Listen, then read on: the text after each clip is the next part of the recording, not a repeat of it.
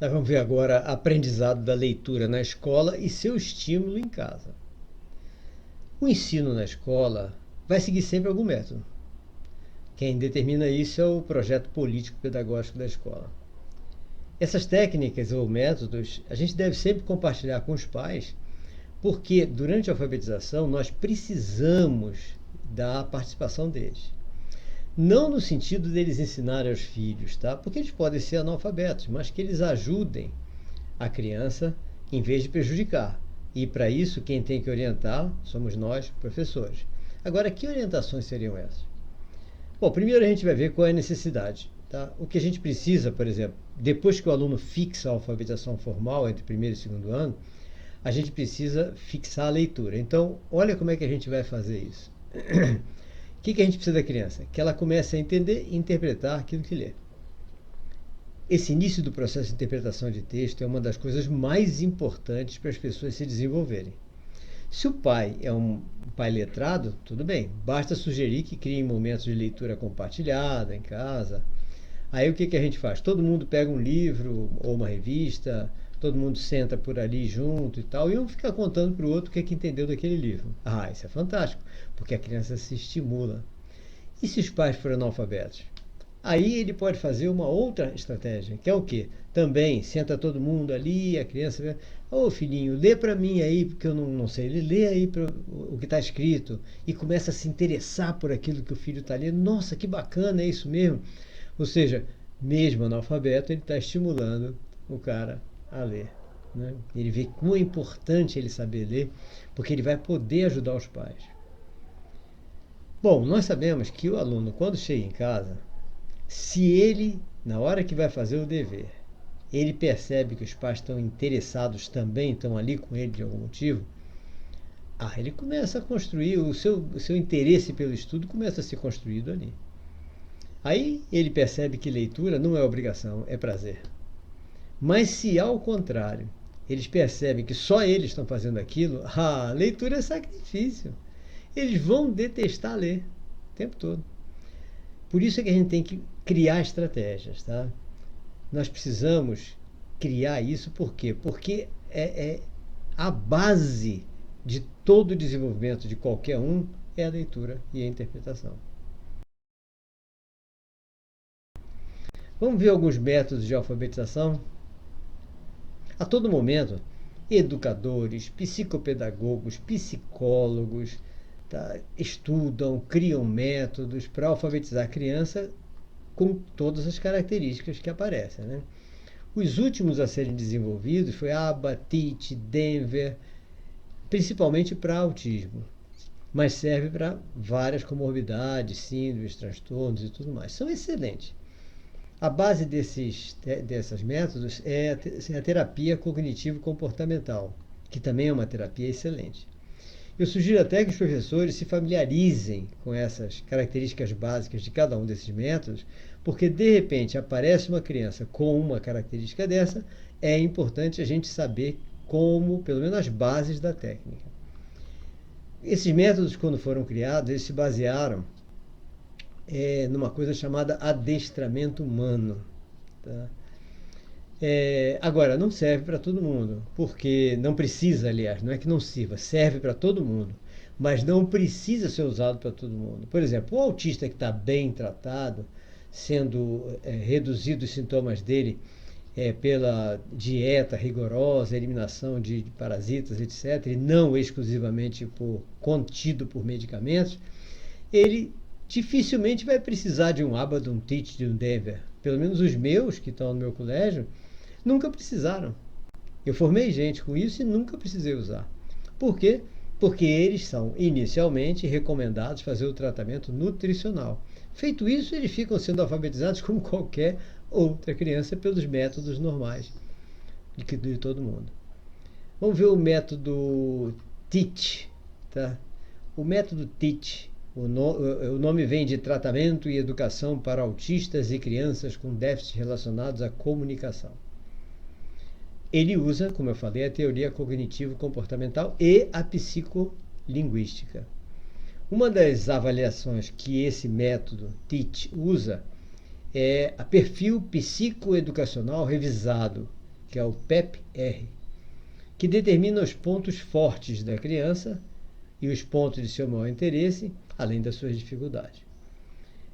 E depois segue um guia que contém 580 itens, abrangendo 5 áreas diferentes, como desenvolvimento motor, cognição, linguagem, socialização, autocuidados, para a gente analisar e avaliar a criança. Além desses, ainda tem o de estimulação infantil, o mesmo método de Teach, mas para estimulação infantil, exclusivo para bebês. É para pegar o bebê antes de começar a escola. A creche, principalmente berçário e creche. Tá?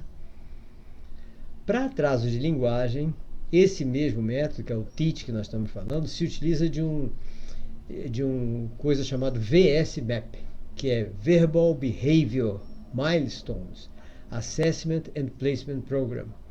Então isso aí é o quê? É comportamento verbal, tá? E um programa de desenvolvimento para isso. Esse é o método Teach. O mais usado no Brasil não é o Teach, o mais usado no Brasil é o método ABA. Nos Estados Unidos, o ABA e o Teach. O ABA vem de análise do comportamento aplicada. Ele usa técnicas de modificação comportamental. Para quê? O objetivo é produzir ou manter os comportamentos que são convenientes, adequados, etc., e reduzir a frequência dos comportamentos inadequados. Por isso que eu falei, esse também é um método de adestramento. Por isso que a gente não precisou, na nossa escola, jamais utilizar esses métodos. Tá? Denver. Denver já é um método de intervenção precoce. É para crianças diagnosticadas com transtorno espectro autista, desde cedo, e o objetivo é que elas aprendam tudo através de jogos, passatempos, diversões, lógico, sem deixar de lado os princípios da ciência de análise aplicada ao comportamento, que é o ABA. Então, o Denver também usa o ABA, mas ele desenvolveu uma série de jogos específicos para o desenvolvimento da criança. Outro método é o PECS. O PECS é um sistema de comunicação por troca de figuras. São artifícios, para a gente utilizar. Ele foi desenvolvido em 1985 como sistema de intervenção aumentativa e alternativa de comunicação. Era específico para autistas e algumas outras doenças de desenvolvimento. E tem também o método Padovan. O Padovan, ele usa técnicas de reorganização neurofuncional, que é desenvolvido por Padovan, Beatriz Padovan. Então ele recapitula fases do neurodesenvolvimento para habilitar todas as partes do sistema nervoso que estejam prejudicadas. É uma interferência no neurodesenvolvimento. Agora repare o seguinte, o método PECS, o método Denver, etc., qualquer professor pode desenvolver com muita criatividade essas coisas. O Padovan não, precisa de equipamentos eletrônicos, etc. Mas os outros é o que a gente tem que fazer. Nós, professores, e que estamos lidando com a alfabetização, temos que ter mais criatividade ainda do que o professor que não está alfabetizando. Tá? Agora vamos ver os métodos comuns. Esses que nós vimos são para as crianças especiais. Métodos comuns. Cada educador, na realidade, adapta os métodos existentes à sua característica didático-pedagógica. Cada um de nós tem uma característica didático-pedagógica. Tá? Assim também, nós temos que adaptar as características de aprendizagem dos nossos alunos. Tá? Agora, logicamente, relacionando ao método tradicional. Essa adaptação é importante porque cada criança é diferente e cada um de nós também. Então, alguns de nós não se adaptam muito bem a um determinado método. Tem que adaptar. Não se adapta, então tem que modificar, alterar, né? Os métodos comuns de alfabetização a gente pode agrupar de diversas maneiras. Uma delas é a categoria sintética e a categoria analítica. Vamos ver alguns sintéticos e um analítico. O método sintético alfabético ficou marcado no Brasil pela sua eficácia. Muita gente acha que não, mas só em a gente ver que a maioria das pessoas acima de 40, 45 anos, como elas lidam com a gramática, com a concordância, com o português em geral, e a gente fazer a comparação dos que têm menos de 39 anos. Então a gente repara que a mudança ocorreu exatamente há uns 39 anos. Tá? Então, de lá para cá, caiu muito a aprendizagem da língua, do nosso idioma. E como a mudança de método ocorreu exatamente, esse método sintético, ele estava sendo utilizado até 39 anos atrás, eu chego à conclusão que ele era ótimo. Se a gente, todo mundo que a gente viu, quer dizer, não, a maioria das pessoas mais velhas, português fantástico, e as mais novas estão errando coisas drásticas, é a conclusão que eu chego, é a opinião minha, tá? Ninguém tem que acreditar nisso, não. É bom cada um observar, fazer suas pesquisas. Muita gente pergunta, onde é que você leu isso? Gente, eu pesquiso no dia a dia. Então vamos fazer a pesquisa também. Esse método usava uma cartilha chamada Caminho Suave. Muita gente detestava essa cartilha. Eu adorava. Tá? A observação pelas faixas etárias eu acho melhor para a gente observar que bom, que método não é, essas coisas todas, né? Agora, como é esse método que eu gostei? Tá?